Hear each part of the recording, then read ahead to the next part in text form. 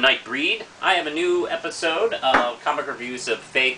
Actually, it's just one issue. I haven't been able to get to the comic store and buy some comics, so it's just going to be Uncanny Avengers issue 1.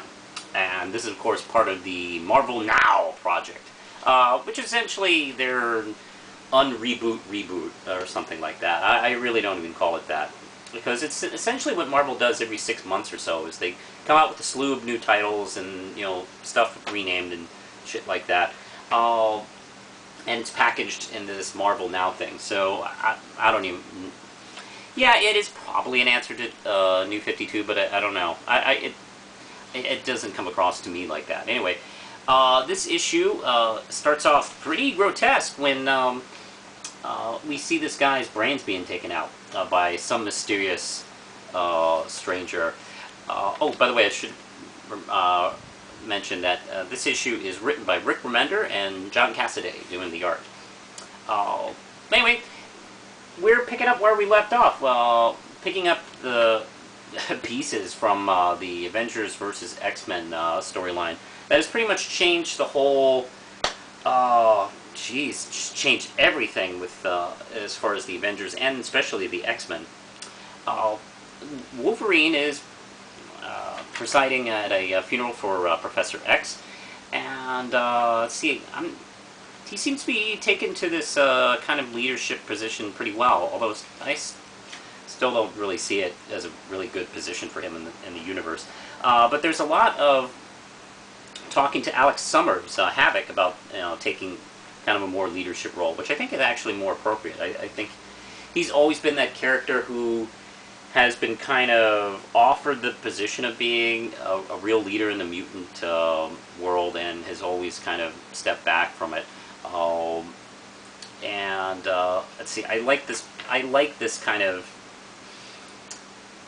direction that they're taking with the character. At least that's what I'm hoping. And he is one of the characters Captain America wants to join the new Avengers, which this version of the Avengers will contain mutants. Actually, if you look at this, yeah, Scarlet Witch is a Avenger, but she's a mutant, so the team may have more mutants than regular superheroes.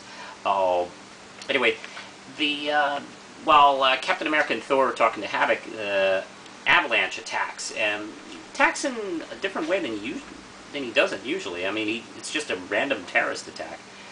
Meanwhile, Scarlet Witch and Rogue have it out by Professor X's grave, where Rogue is not happy to see her show her face at this place, because she's always kind of considered her kind of a traitor. Well, they're attacked, and let's see, by these bunch of new guys. I've never seen them before. I believe they're new, but they're taken down and kidnapped along with possibly Professor X's body. I won't really reveal the last page, but holy crap, I had to let it sink in when I first saw it. But I do recommend this. A great start. I'm pretty excited about this series. I was excited about it anyway, but after reading the first issue, I think it's quite a great start. Cassaday's art is phenomenal, as always. Every time I see him on a regular series, I go, wow, this is almost too good to be on a regular series. And Rick Remender's Rick Remender's writing is really solid, and really hits all the emotional points, I think very appropriately, after the mess of that war between the Avengers and X-Men. I think he's picked it up really well. I highly recommend issue 1. Check it out. It's 5 RAM chips, and push the button, Lindsay.